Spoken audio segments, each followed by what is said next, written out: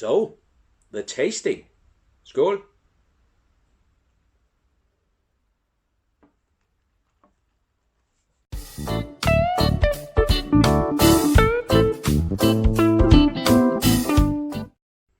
Hello everyone and welcome to another rum review here on my channel. Today we have a Plantation rum, and it is the Plantation from Panama, and it has been distilled in 2004 and bottled in 2015. So approximately 8 years old. It is 42% alcohol and it costs around 300 Danish crowns for 70 centiliters. That's on sale. That's good to know, it's on sale. I saw it also all the way up to 450 Danish crowns, but I found it to about 300 Danish crowns for 70 centiliters. As I said, 300 Danish crowns is around 30 pounds, maybe 35 euros, dollars. So pretty cheap and pretty good pricing, so that's cool. Unfortunately, it is chill filtered and it is artificially colored. Doesn't mean it can't be good, but there you have it. The aging process has been 9 years in ex-bourbon cask and up to, not more than 2, but up to 2 years in cognac casks. So that should be interesting, a mix of bourbon and cognac. And of course the quality of the wood in the casks, and if it's first, second or third filled, has more to do with how much taste it gives than how long it has been in there. So it could be that there's almost no cognac flavors. It could also be that it's a lot of cognac flavors. So we'll just have to look into it and taste and nose it. And if you follow my channel, you know I've already done a tasting of the Plantation 20-year anniversary edition. It's an XO rum from Barbados, and you know that I like this very much. If you watch my my video, you know this. Now today we're doing this Plantation, and later this week I have 2 other Plantation rums. So I kind of want to do these series where I do a lot of some of the same rums or whiskeys or beers, and then kind of compare them a little bit. So that's now. This week we have the Plantation. Next week I don't have a lot of time, therefore it's only going to be 2 rums, and it's going to be one I've never heard of before. It just looked interesting, so I had to buy it. And the other one is an ultimatum rum. If you watch my channel again, you know I've already done a lot of ultimatum rums, and this one was the last one that I could find. So that's kind of a series finished. You know, I divide my videos into, you know, I make the playlists with rum reviews, whiskey review, beer reviews, and other stuff as well. Now I want to divide them into even smaller playlists, where I have playlists only with Plantation, only with ultimatum, and so on and so on. After the 2 rums next week, I actually have 6 Lafroig. So, and that was all the Lafroig I could find on my on the website that I usually do.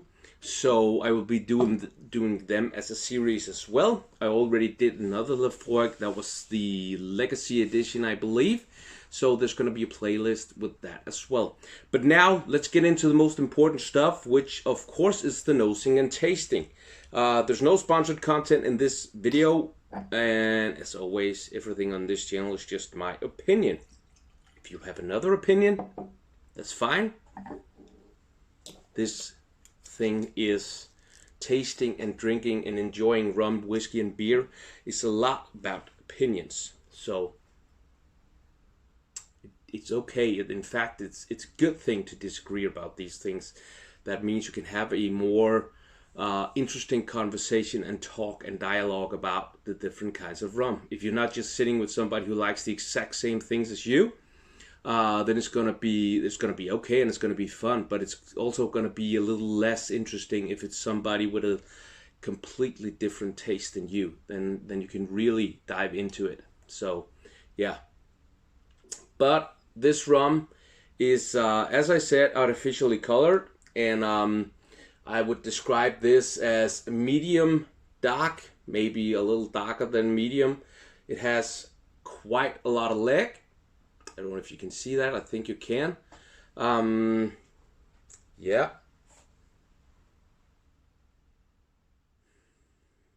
It reminds me a lot of the XO from Barbados, but at first nosing, it has a little bit more sharpness and a little bit more alcohol to it. But there's also exotic fruits. There's vanilla and honey, definitely those two things.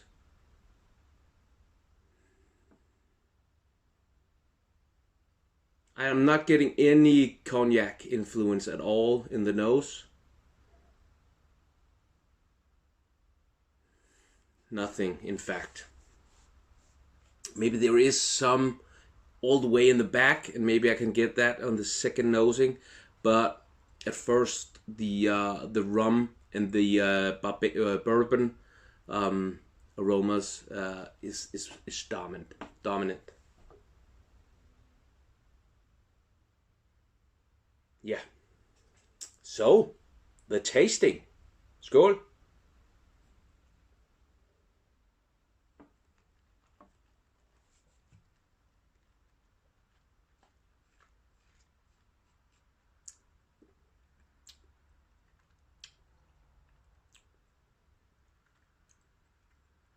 It's actually quite good.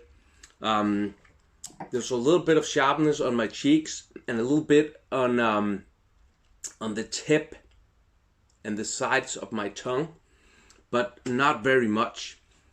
It's mouth-watering and covers my entire mouth, honey feel to it, and the tasting has no cognac as well for me anyway. It's the palate is exotic fruits and vanilla and honey, and the finish is there's a little bit of spice, a little bit of wood, but other than that, it's sweet. It's honey and vanilla at the finish, but it's also warm, and it's also not powerful, but it has a little bit of kick to it. But it's not a powerful, complex rum. It's an easy rum. Not too sweet though, but I don't like that at all when it's too sweet. I don't mind sweetness, but there has to be other stuff in there as well. That's why I'm not really into the Ransacaba. I think that's just sugary water. That's just my opinion.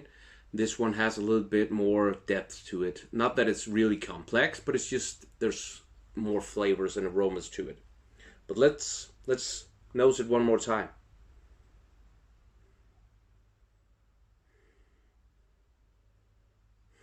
There's a little bit of there's no sharpness now.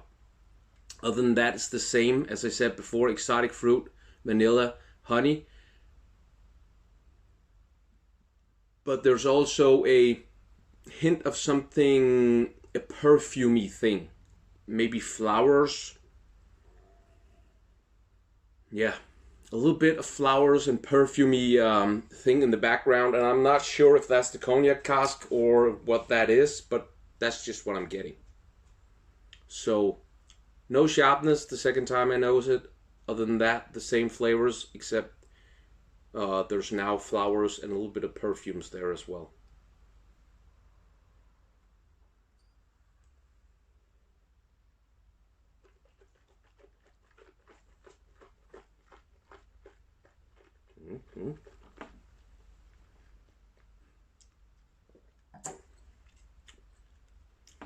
So, the second time around, tasting, the sip, there's no sharpness at all on the palate. And the palate is still, now it's quite clear that it's exotic fruits. I can't really pinpoint which ones, but it's just, it feels like a mix of pineapple, what is that called? I always forget what that's called, this fruit this big. Maybe even a bit of coconut. And then the palate also has that perfumey feel, with a little bit of flowers to it. The finish is actually a little bit more powerful the second time around, so that's really nice. But it's the same things as before. Mouth-watering, honey covering feel to it, and a honey and vanilla. So, but there's also this hint of spice, warmth, and yeah. So really good, actually, very good, and just a rum that I would recommend, and for that price, definitely recommend it. It's just a good, easy drinking rum that most people will enjoy, that like rum, of course. So yeah, I should probably, where should I put this? So this is a 7.5 or 8 for me, because I'm gonna put it an 8 because it's just enjoyable and most people will like it, and the pricing is so low, so it definitely deserves an 8. So the Plantation Panama 2004 is an 8 for me. If you like this video, please give it a thumbs up, and please do leave a comment down below. If you want to see more videos like this, subscribe and maybe hit that bell button so you don't miss out. And also, please check out my Instagram account. It is Dunkeren_. There's just a lot of small video clips and pictures there, and I upload almost every day, sometimes more than once a day, 5-6 times a day.